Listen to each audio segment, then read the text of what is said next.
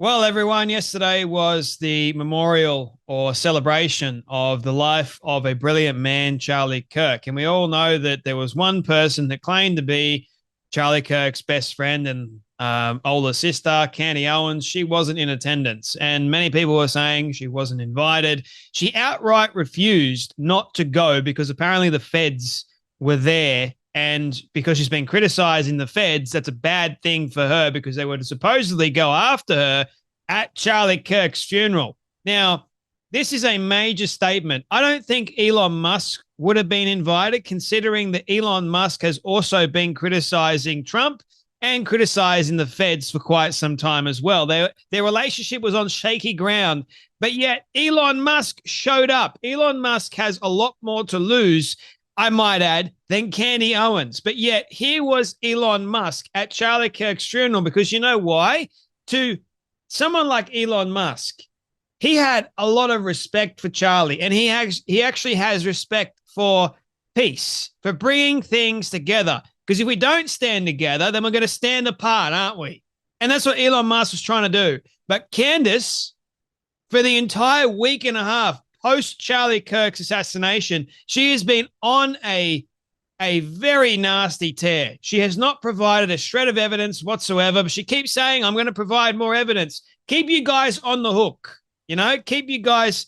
keep reeling you in. I've got something, guys. I've got something. Oh, wait, no, I don't. Don't have anything. Spoiler alert, false alarm, keep on as you were. But, I got something else, guys. Here we go. I'm going to make more and more provocative statements as I go along. And it took her in today's show all but 10 seconds of her show starting for her to make Charlie Kirk's memorial and funeral all about herself. Have a watch of this. Erica Kirk, man, she really is just the moment. The speech that she gave, everybody was just wowed by her.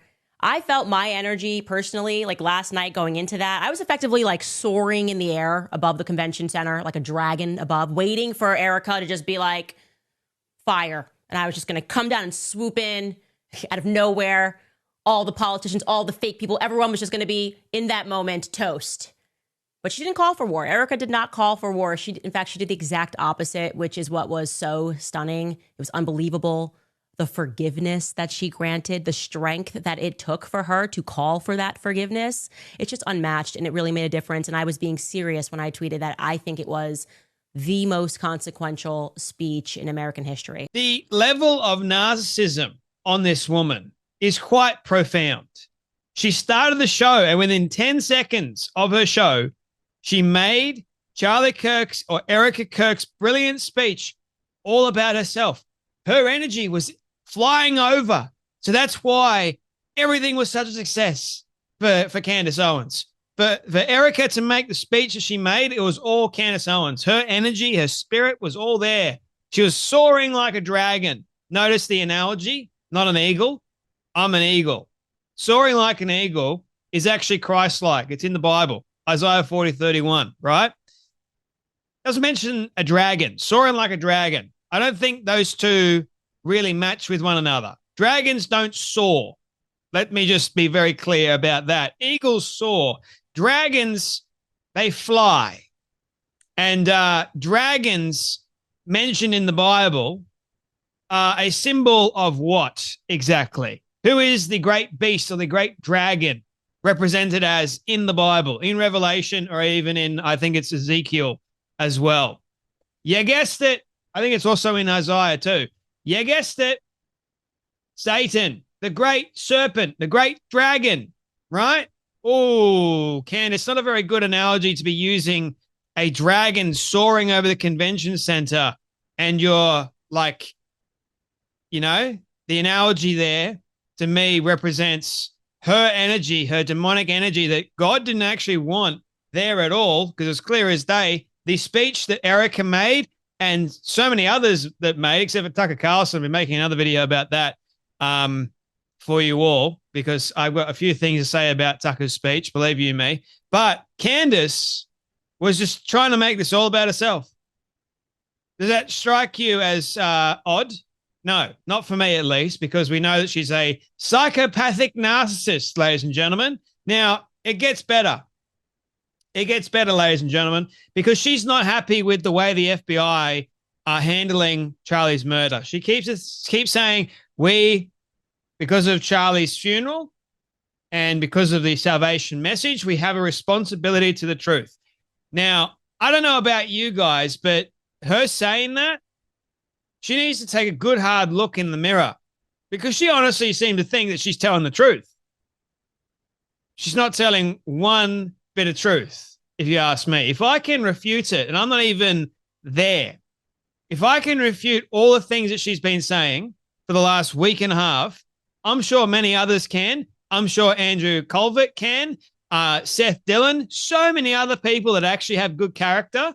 They can refute all the things that she's saying. For her to say, speak the truth, mate, you don't even speak the truth. You don't even represent the truth. You represent a giant, massive lie. And I'm getting sick and tired of it. But it gets better, ladies and gentlemen, because I want to show you this. Now, this is a little bit of a long clip, but you guys are going to have to watch what she says, because it's very, very important that you hear what she has to say about this. Watch. But it is also important. It's not really a but I want to assert that it is also important to remember that what Christ is, as I said at the top of this show, is truth, right? Christ is truth. And we are not getting the truth right now of what happened to Charlie Kirk on 9/10. And to be very clear, I am going to need it. I demand it. In fact, I'm now currently working on a minute-by-minute timeline, which I will have for you guys later this week, of what exactly happened in the seconds and minutes following Charlie getting shot. I need to know. I need to follow bodies. I've already been able to, as I asked over the weekend, locate George Zinn in the crowd. It seems a bit suspicious to me how far he was, and then suddenly they take him through a pathway. I mean, that's him right there. Thank you to the person that sent this picture. But then I find him on video, and I'm trying to understand how he made it down the pathway and was taken through to the same area that they had just taken Charlie in the car. I have a lot of questions, and each and every one of them will be answered by the end of this investigation. And I also want to put it to you this way. So much more has come to light that I have not yet presented. I am working with other journalists, different aspects, asking them, hey, you look into this, I'm going to look into that. And the first thing that I think I should make abundantly clear is I am relieved that Erica Kirk is at the head of Turning Point USA, because just like I alluded to last week, and which I will double down on now, I believe that people within that company betrayed Charlie. Okay? That's just what I believe right now. And I want to make sure that I have these facts entirely on my side before I tell you guys more. I will say, if you are a rat on a ship, you should probably flee now. I recommend it. Anyways, you guys, on Friday, we did an episode. I want to be clear, I didn't think that episode was going to have the reaction that it did, but I am grateful.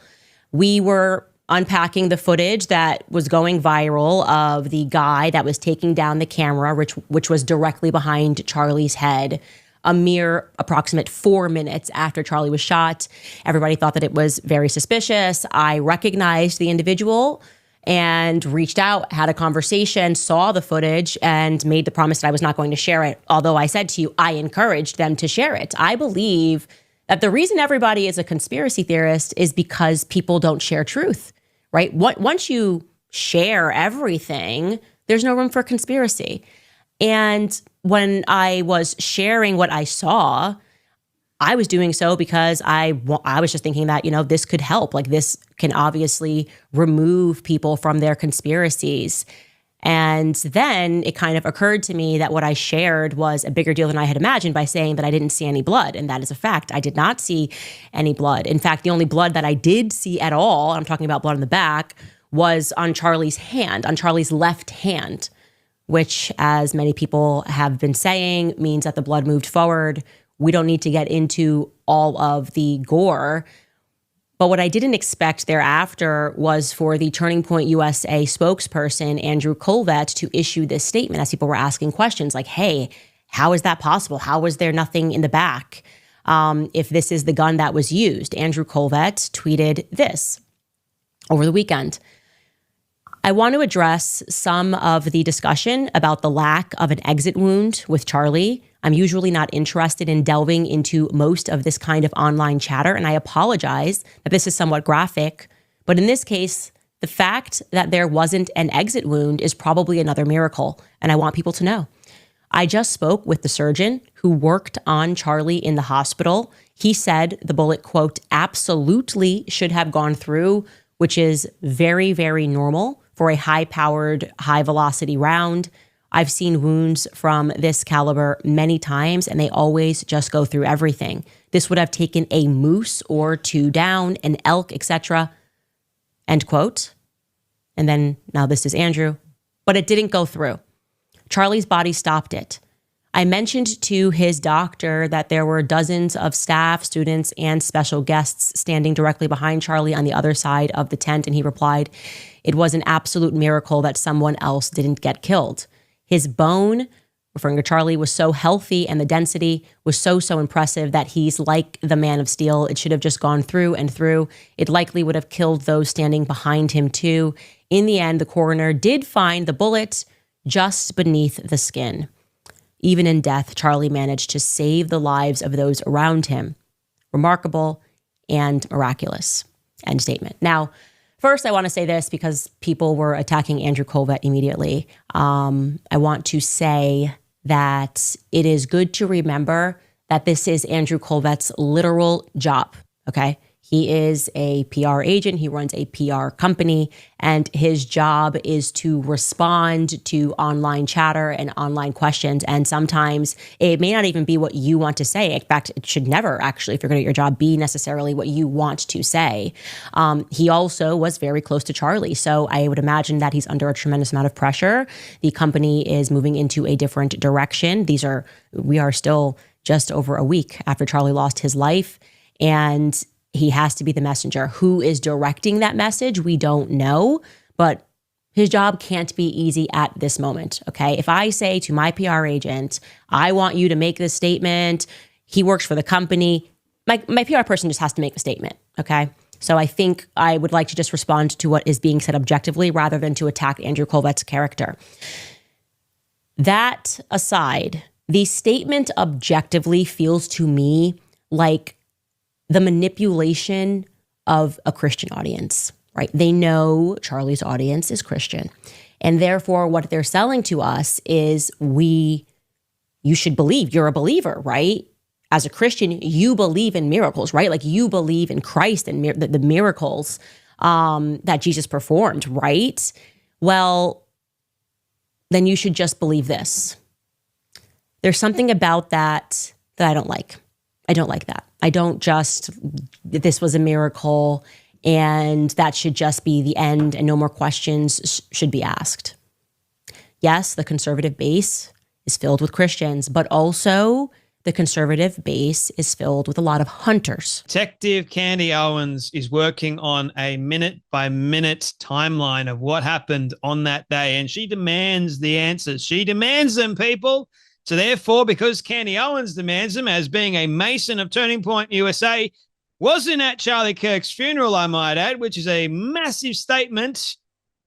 Elon Musk was there, for goodness sake. That said a huge thing. But someone that was part of Turning Point USA for a very long time and supposedly was Charlie Kirk's best friend wasn't in attendance. That speaks volumes, regardless of whether or not she was uninvited or she refused to go.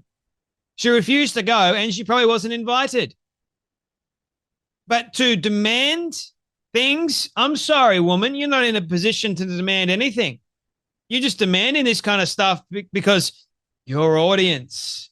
You've got to keep up with the clicks for your audience, haven't you? How long is this investigation going to take for Candace Owens? Oh, I know. It's going to go for as long as Candace Owens deems it necessary for her to make many, many dollars. Because I don't know about you guys, but she streamed this 2 hours ago. I screenshotted it at 11:03 a.m. my time.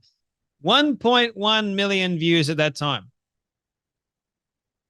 So if I'm doing the math in my head, right, she is earning a lot of money because all of her streams are getting well over the mill. And also, I'll have you know, she's not providing any receipts, no evidence at all that is actually worthy of the case, that is actually groundbreaking at all. And she goes on in the video to talk about the behind camera and how there was no blood. And she started that massive lie of, oh, well, why isn't there any blood coming from the back? There's no exit wound. He wasn't really, shot from behind. What's going on? This is very, very strange. And people started attacking Turning Point USA. And then she does the most, wow, this is like we're reaching new lows, okay? She seems to think that Turning Point USA, based on what the doctor was talking about, how Charlie was really healthy and there should have normally been an exit wound, but there wasn't. It was a miracle. She seemed to think that, it wasn't a miracle. They're just playing the PR game on the Turning Point Christian audience. I'm sorry, what? It was actually a miracle, because if there was an exit wound, someone that was in the behind Charlie would have been hit too. The doctor even said that. But to Candace Owens, wants to take away the fact that God's glory on that, even though it was tragic, it could have been a lot worse. So God's mercy and glory in that moment, she wants to take that away and say that, it wasn't God. They're just using it for PR clout. You are a disgusting, vile human being, Candace. You know that? And you call yourself a Christian. You want to take away the aspect of a miracle that actually happened, God's providence on that moment. It could have been a hell of a lot worse. There could have been more loss of life. But Charlie, because he was so healthy, that's no coincidence, I might add. God's not a God of coincidences, Candace. I think you should read your Bible. Obviously, God had a time and a place for Charlie to go. And it was an instant thing. He didn't feel any pain. He blinked 1 minute, he was on earth. The next minute, he was with God. And you, Candace, of all people that should know the Bible, that should know that God is a God of miracles, you don't think God can perform a miracle for Charlie Kirk? Or can't perform one to save anyone else? What happened with that bullet wound was a miracle, because the level of velocity of the round itself, it is used to take down elk, big animals. Imagine what that does to a human. It would have gone straight through him, but it didn't. They ended up finding the bullet. She wants to go and attack Andrew because Andrew was running a PR game. What you are, Candace, and she says, if we had the truth, then conspiracies wouldn't be conspiracies. You know what? The thing is, people like you are part of the problem. You start these massive provocative statements, and guess what? People believe you. So even if the truth was out there, people would reject the truth and go straight for whatever delusional thing you say. That's the way things work nowadays. I don't know if you've noticed that, because even if you have the feds saying this is it, you have created a very untrustworthy generation, because your audience members, they don't trust the feds, because all you have to do is say, there's some things going wrong here. So something doesn't seem right here, causing people to question. So even if we had the truth presented to us by the most trustworthy person on the face of the earth, the only one that can really tell the truth in that instance wouldn't matter. The only one that can really actually make a huge difference would be God, because the mind is so incredibly entangled. It's so messed up. That's what you've created, Candace. Instead of telling the truth, you don't have like I've said many times, I look at consistency. How consistent has this person been? And the reason why people trust me is that I've got a consistent flow. I'm not constantly changing my opinions with my mind. I'm not saying all these provocative things to gain attention or gain views, whatever. It's all about calling to attention what people like yourself have said. Absolute lies. And you can prove them that they're lies by reason, logic, facts, and rationale too. All of those things. And just listening to the thing that you are spouting is utter and horrible nonsense. And to think you're doing it trying to make Charlie's funeral about yourself, and then also all the other nonsense you're spewing as well. Want to take away an actual miracle.